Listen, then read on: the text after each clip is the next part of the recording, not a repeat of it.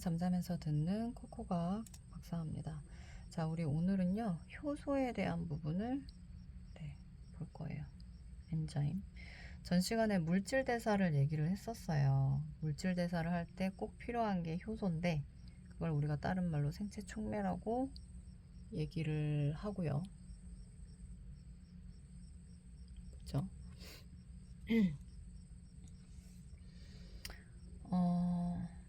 뭐 하나만 더 얘기를 좀 해준다라고 하면 그 바이러스하고 세균하고 서로 다르거든요. 네, 바이러스하고 세균하고 서로 다릅니다. 근데 바이러스가 효소가 없어요. 자기 효소가. 그래서 걔네들은 스스로 물질 대사를 못해요. 그래서 공기 중에 만약에 바이러스가 떠돌아다닌다, 그럼 걔네들은 생명체로 취급하지 않고 숙주, 그러니까 뭐 사람 몸 안으로 들어온다라고 하면 사람이 가지고 있는 효소를 이용해요. 갖다가 쓰는 거죠. 그러면서 물질 대사가 시작이 됩니다. 그럼 이제 생명 활동, 그러니까 물질 대사가 시작이 되는 거니까 그때부터는 이제 생명체라고 또 얘기할 수 있죠. 그러니까 바이러스가 되게 특이한 아이들이에요. 그래서 나중에 여러분들이 이제 생명과학 선택하게 되면 그때 바이러스에 대한 부분이 나오면서 바이러스라고 하는 테마가 나오면서 생물적 특성과 무생물적 특성에 대한 부분을 비교하는 걸 물어볼 거예요. 거기 이제 물질 대사 등장하고 효소 얘기 나오겠죠. 그렇죠? 그럼 효소라는 게 뭐냐?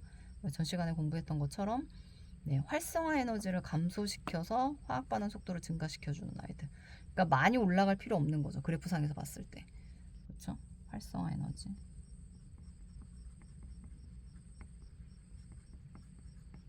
그럼 우리가 기호로 EA 이렇게 표현할 수 있고요. 그렇죠? 그럼 효소라는 아이는 어떤 특성을 가지고 있냐라고 묻는다면 얘네들 단백질로 되어 있어요. 단백질, 우리 몸의 랭크 2위죠.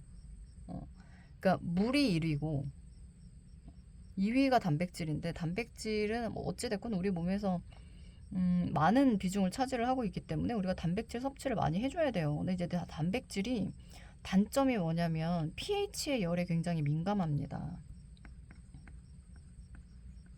근데 pH가 뭐 그렇게 크게 바뀔 일은, 우리 몸에 막 큰 문제가 있지 않는 이상은 바뀔 일은 거의 없는데, 열 같은 경우에는 감기가 걸리게 되면은 체온이 올라가죠. 그렇죠? 체온이 올라가는 게 왜 무서운 거냐면, 이 효소가 단백질로 되어 있잖아요. 민감하다라고 얘기했었죠. 이 효소의 그 구조가 변형이 일어나요. 효소의 그 모양이 변형이 일어나면 기능을 못해요.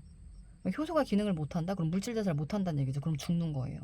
그래서 체온이 뭐 한 39도씨, 뭐 40도씨 올라갔다. 그러면 빨리 어떻게 체온을 낮추는 것부터 해야 됩니다. 지금 뭐 아프고 뭐 이런 거를 떠나서 체온을 우선 낮추는 거. 그래서 욕조에다가 차가운 물을 받아놓고 그 차가운 물 안으로 쑥 들어간다거나, 그렇죠? 아니면은 차가운 물로 적셔져 있는 수건으로 몸을 뭐 계속 닦는다거나, 그렇죠?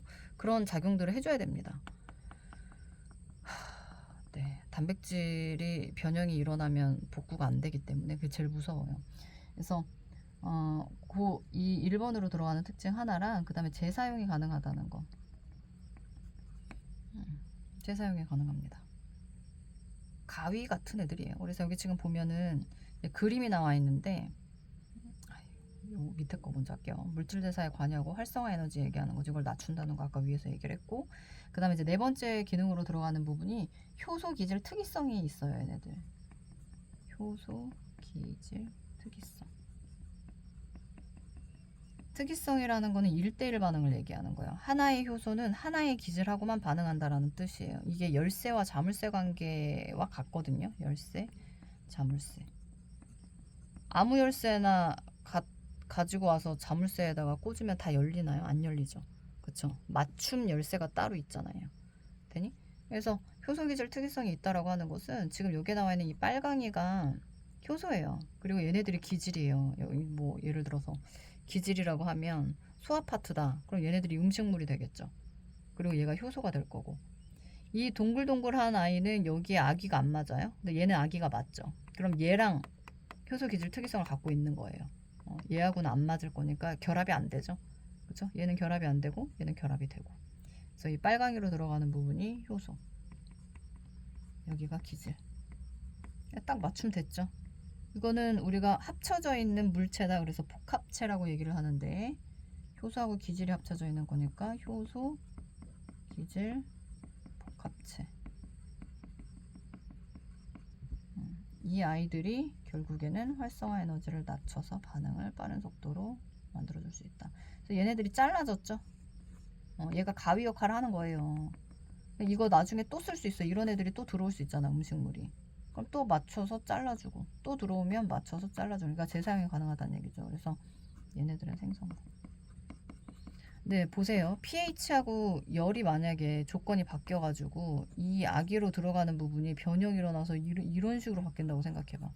그럼 이 음식물이 와서 여기에 결합할 수 있겠어요? 결합 못하죠. 그쵸? 그럼 효소가 자기 기능을 못한다는 얘기죠. 그러면 죽는 거예요. 이게 너무 무서운 거예요, 이게.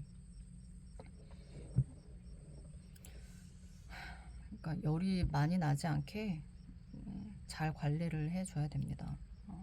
그래서 선생님은 어렸을 때는 체온이 많이 올라가면 아이스크림을 먹었었던 기억이 나고, 그리고 좀 성인이 되고 나서 폐렴을 좀 앓게 되면서 폐렴 알았을 때 진짜 너무너무 아팠거든요. 근데 그때 체온이 어마무시하게 많이 올라갔어요. 그래서 체온이 너무 올라가서 진짜 앞에 보여지는 시야가 그냥 까맣게 블랙아웃 되더라고요. 그런 상태에서 그냥 쓰러져 누워 있었죠. 지금 열이 너무 많이 나니까 찬물로 얼굴에다가 그 찬물 수건으로 덮어놔도 이게 금세 따뜻해져, 수건이. 결국에는 이제 병원에 실려갔죠. 그래서 거기서 이제 항생제 투여를 막 좀 미친 듯이 했는데 그때 후유증으로 몸에 있는 신경계가 좀 망가졌어요, 선생님이. 그래서 체온이 올라가도 그 이후부터는 몸이 뜨겁다라는 거 인지를 잘 못해요. 그래서 나도 이게 너무 신기해가지고 왜 체온이 분명히 올라갔는데 내가 뜨겁거나 아프다고 생각을 한다거나 오한이나 이런 걸 못 느낄까 궁금해서 이제 주변 지인들한테 물어봤더니 신경계가 망가진 걸 수도 있다. 이렇게 얘기를 하더라고요. 그래서 감기 걸려도 아프질 않아요. 오한도 안 오고. 네, 이게 좋은 건지 안 좋은 건지. 자, 여기 밑으로 내려와서 보시면 이제 탐구활동이 있는데, 이 탐구활동이 이제 효소하고 관련되어 있는 탐구활동이거든요. 이거 설명을 해줄까 말까 고민을 하다가 해주는 김에. 여기 지금 보면은 과산화수소 분해라고 나와 있어요. 분해면은 동화입니까? 이화입니까? 이화예요. 효소가 필요해요. 효소가 없어도 반응이 일어나기는 하지만 반응이 엄청나게 느리겠죠. 그래서 효소가 필요한데 지금 여기 나와 있는 요 위쪽에다가 우리가 이제 과산화수소를 넣어주는 거예요. H2O2. 그렇죠. 얘를 분해하는 게 목적입니다. 그 다음에 이제 아래쪽에 뭔가 금속 덩어리 같은 아이들이 보이는데 얘네들을 우리가 이산화 망가니즈 이렇게 표현할 거예요. 이산화 망가니즈. 네. 여기는 물이 생성된 건데 우리가 기본적으로 과산화수소 얘를 분해를 시키잖아요. 그러면 이렇게 O2가 우선 나와요. 그치? 화학 반응식 완성시키라고 하면 중학생들 여기서 여기로 O2 이렇게 나왔네? 그럼 여기는 H2겠지? 이렇게 써서 틀리는 경우 되게 많죠. 과산화수소 분해하면 산소랑 물로 분해가 됩니다. 네, 외우셔야 돼요. 개수 안 맞으니까 이렇게 개수 맞춰주고. 그래서 지금 산소라고 하는 아이는 기체이기 때문에 이 과산화수소가 안으로 들어가요. 처음부터 물이 있었던 게 아닙니다. 과산화수소가 들어가요. 이산화 망가니즈를 만나요. 이 사이에 이산화 망가니즈가 있다는 얘기죠. 얘가 효소 역할, 촉매 역할을 하는 거예요. 촉매라고 쓸게요. 이거는 화학 실험에 좀 더 가깝기 때문에. 그래서 분해를 하는 데 있어서 얘가 도움이 되게 많이 되죠. 반응에 직접 참여하는 건 아닙니다. 참고로.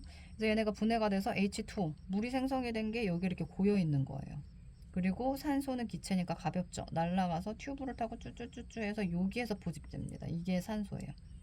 얘가 실질적인 이 과산화수소 우리가 이제 소독할 때 많이 사용하잖아요. 얘가 소독제 역할을 하는 거예요. 깨끗하잖아요. 그렇죠? 그래서 기본적으로 이 실험 나왔을 때 이건 화학에서도 나올 수 있는 실험 중에 하나인데 이게 과산화수소가 들어가면 이런 소리가 나면서 보글보글 하면서 여기서 기포가 팍팍팍팍 이렇게 올라온단 말이야. 그러니까 이산화망가니즈가 분해되고 있나 보네 라고 착각을 해요. 그래서 출제자가 이 실험은 이산화망가니즈의 분해 실험이다 이렇게 얘기를 할 거예요. 아니죠. 과산화수소의 분해 실험이에요. 얘는 그냥 도와주는 촉매입니다. 그렇죠? 그래서 여기다 산소를 포집하게 될 거고, 산소를 확인할 수 있는 방법 중에 하나가 성냥불동. 성냥불동을 가져다 댔을 때 다시 불꽃이 활활. 다시 활활. 화학 시간 아니니까 자세하게 안 쓸게요. 이렇게. 네. 근데 이건 화학이지. 선생님 그러면은요, 사람 몸 안에도 혹시 과산화수소 분해할 수, 그러니까 이거는 여학생들은 공감할 수 있을지 모르겠는데, 귀를 뚫고 나면 이렇게 우리가 소독을 하잖아요. 그렇죠? 뭐 병원에서도 많이 사용하긴 하는데 소독할 때 과산화수소 사용하거든요. 근데 귀를 뚫고 귀를 그리고 싶네. 자, 귀를 뚫었어요. 예, 여기를 소독을 해야 돼. 그래서 과산화수소를 발라. 근데 여기 과산화수소 바를 때 어디에서 이산화망가니즈를 구해가지고 와서 두 마리를 같이 부비부비 한 적이 있어 없어? 되게 이상하죠. 이산화망가니즈 없어도 그냥 이렇게 우리가 과산화수소 발라주게 되면 얘네들이 반응이 나타나요. 그러니까 소독작용이 돼요. 그러면 이산화망가니즈를 대신할 수 있는 물질이 우리 몸 안에 있다는 얘기예요. 그것을 우리가 효소, 생체촉매라고 하는데 우리 몸 안에 있는 누구냐면 카탈레이스라고 하는 아이가 있습니다. 이걸 외우셔야 돼요.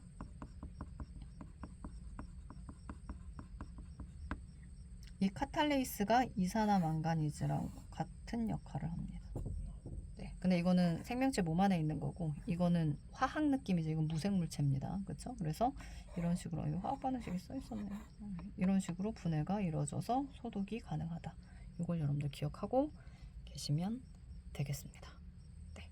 그래서 여기까지 해서 우리 효소로 들어가는 부분도 내용을 다 마쳤어요. 그래서 다음 강으로 가게 되면 우리 이제 유전 물질에 대한 부분 내용이 들어가게 될 거예요. 그래서 내용이 조금 더 딥하게 들어가는 생명과학 파트라고 보시면 됩니다. 그래서 오늘까지 배운 내용 복습하시고요. 강의에서 볼 수 있었으면 좋겠고, 다음 영상에서 다시 보도록 하자고요. 수고 많으셨어요.